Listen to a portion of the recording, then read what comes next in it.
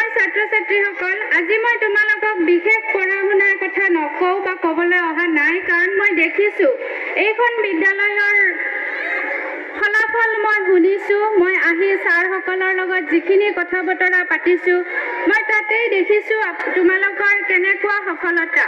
গতিকে তোমালোক নিশ্চয় ভালদৰে পঢ়া শুনা কৰা ল'ৰা ছোৱালী, বহুত ধুনীয়া ৰিজাল্ট তোমালোকে কৰিছা। তাৰোপৰি তোমালোক বহুত ক্ষেত্ৰত আগবঢ়া।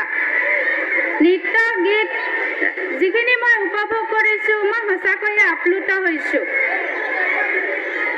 গতিকে তোমালোক নিশ্চয় সকলোতে আগবঢ়া আৰু ভৱিষ্যতে আগবাঢ়ি যাবা, সেইখিনি বিশ্বাস মোৰ আছে আৰু দেখিছোঁ।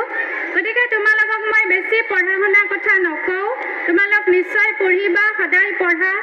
গতিকে তোমালোকৰ লগত 2-4 এষাৰ মই অলপ বেলেগ ধৰণৰ কথা ক'ম। আজিকালি আমি এটা কথা সকলোৱে আমি স্বীকাৰ কৰোঁ যে আমাৰ ল'ৰা ছোৱালীবিলাক সকলোৰে কি থাকে, প্ৰতিভা থাকে। আৰু সেই প্ৰতিভাসমূহ আমি শিক্ষক বা অভিভাৱকসকলে ছাপোৰ্ট দি আগবঢ়াই লৈ যাওঁ, আৰু এইটোৱে আমাৰ শিক্ষা ব্যৱস্থাত আমাৰ প্ৰধান কৰ্তব্য। এতিয়া আমি আমাৰ ল'ৰা ছোৱালীক, মই অভিভাৱকখিনিক কৈছোঁ, মই এগৰাকী অভিভাৱক, মই এগৰাকী মাতৃ। গতিকে আমাৰ ল'ৰা ছোৱালীখিনিক আমি এজন সফল ডক্তৰ, ইঞ্জিনিয়াৰ বা এজন অফিচাৰ হিচাপে গঢ়ি তোলাত যিমানখিনি গুৰুত্ব দিওঁ, সেইখিনি গুৰুত্বই কিন্তু আমি আমাৰ ল'ৰা ছোৱালীটোক মানুহ হোৱাৰ ক্ষেত্ৰত দিব লাগিব। এজন সঁচা অৰ্থত মানুহ। তেওঁক আজি আমি পঢ়াই শুনাই সৰু বাচ্চা এটাক আমি আগবঢ়াই দিওঁ, স্কুলত গৈছে। 3 বছৰীয়া বাচ্চাটোৰ ওপৰত আমি কি কৰোঁ, আমাৰ সপোনবিলাক জাপি দিওঁ। আজি মোৰ সপোন আছিল ডক্তৰ হোৱা, মই হ'ব নোৱাৰিলোঁ, গতিকে মোৰ ল'ৰাজন বা মোৰ ছোৱালীজনী ডক্তৰ হোৱাটো মই বিচাৰোঁ। এইটো সঁচা কথা, থাকিব, আমাৰ সপোন সদায় থাকিব আৰু আমি সেইমতে আগবঢ়াই নিবও লাগিব। কিন্তু তাৰ লগতে আমি চাব লাগিব সেই ল'ৰাজন বা সেই ছোৱালীজনী যেতিয়া 21 বছৰীয়া, 22 বছৰীয়া বা ডাঙৰ হ'ব, তেতিয়া আমি যাতে সেই ল'ৰাজন বা ছোৱালীজনীৰ মুখৰ হাঁহিটো হেৰাই নেপেলাওঁ।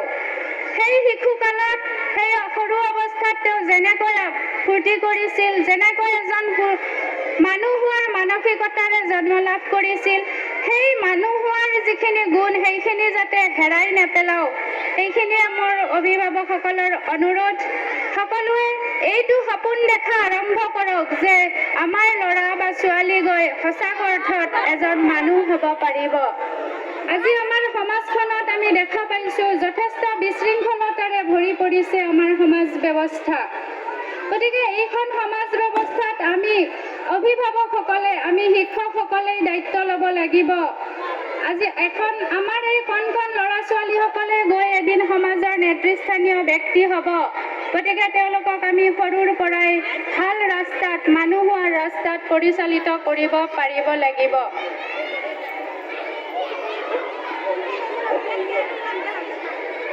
আমাৰ ল'ৰা ছোৱালীসকল স্কুলত হওক বা ঘৰত হওক, অভিভাৱক বা শিক্ষকসকলে আমি চাব লাগিব আমাৰ বাচ্চাবিলাক আজি ষ্টাৰ পাইছে, ডিষ্টিংশ্যন পাইছে, ধুনীয়া ধুনীয়া ৰিজাল্ট কৰিছে, আমাৰ ভাল লাগিছে।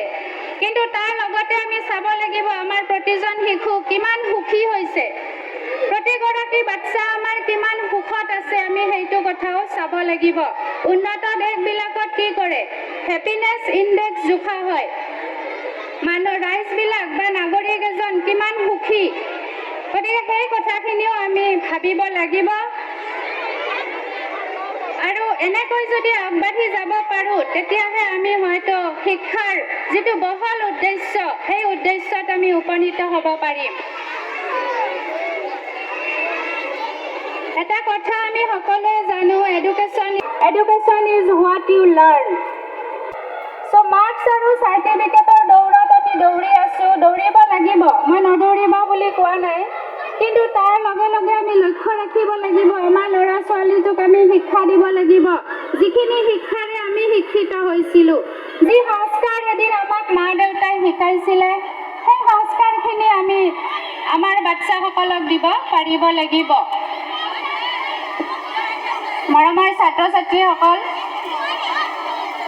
তোমালোকে নিশ্চয় গান বাজনা নৃত্য উপভোগ কৰাৰ কাৰণে ৰখি আছা। গতিকে মই বহুত